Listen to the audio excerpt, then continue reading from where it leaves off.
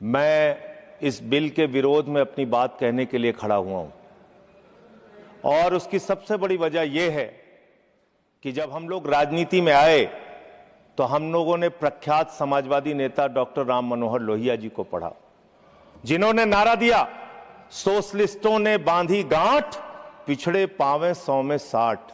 हम लोग बाबा साहब डॉक्टर भीमराव अंबेडकर जी को पढ़ के आए, जिन्होंने नारा दिया, समाज के वंचित और शोषित व्यक्ति को उसका अधिकार मिलना चाहिए, नौकरियों में आरक्षण मिलना चाहिए।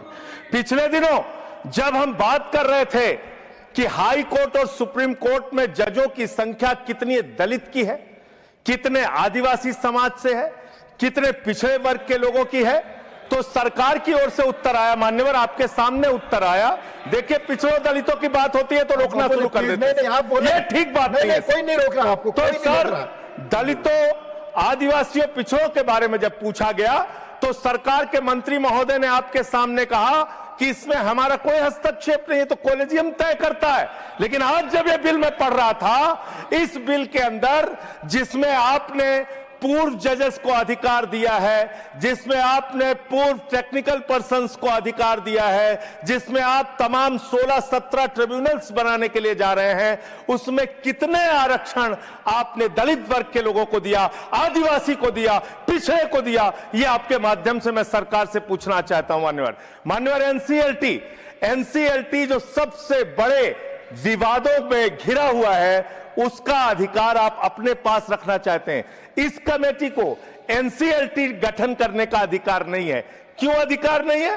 क्योंकि वीडियोकॉन का हजारों करोड़ रुपए, 97% पैसा जो उसके ऊपर कर्ज था वो माफ कर दिया गया और मात्र 3% पैसा वसूला गया। 5,53,000 करोड़ रुपए में से मात्र 3.5 लाख करोड़ रुपए माफ किया गया और बाकी पैसा वसूल किया गया। ये सारा खेल एनसीएलटी के माध्यम से हो रहा है, जिसमें हजारों लाखों करोड़ रुपए बड़े बड़े पूंजीपतियों का आप माफ करते हैं और उसके गठन का अधिकार आप अपने हाथ में रखना चाहते हैं।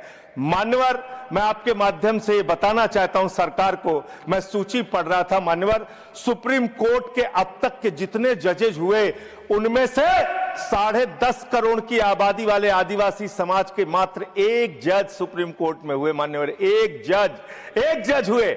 और आप जब ये ट्रिब्यूनल्स बनाने जा रहे हैं बड़े बड़े पदों पे, आप जानते हैं आप क्या करने जा रहे हैं, आपको पता है, आपको मालूम है। देखिए, जब भी पिछड़ों दलितों की बात होगी चेहरे लगेंगे। आप लोग वो लोग हैं, नहीं बोल रहा, आप वो लोग हैं जिन्होंने मंदिर के उद्घाटन में मानव, मैं अपनी बात तो पूरी कर लूं। ये तो सब्जेक्ट पर ही बोल, ये तो फैक्ट है ना सर, ये तो एक फैक्ट है कि आज तक सुप्रीम कोर्ट में सिर्फ एक जज आदिवासी समाज से हुए हैं। इस जज को आप नकार कैसे सकते, इस फैक्ट को आप नकार कैसे सकते हैं? खत्म करो सर। 30 सेकंड और, थैंक यू सर, 30 सेकंड और, बोलिए 30 सेकंड। मान्यवर, मैं आपके माध्यम से सिर्फ इतना सरकार से कहना चाहता हूं, जब आप ये ट्रिब्यूनल्स का गठन करने के लिए जा रहे हैं, इसमें एक महत्वपूर्ण संशोधन आप कीजिए। सारे के सारे ट्रिब्यूनल्स में दलितों, पिछड़ों और आदिवासियों को आरक्षण दीजिए।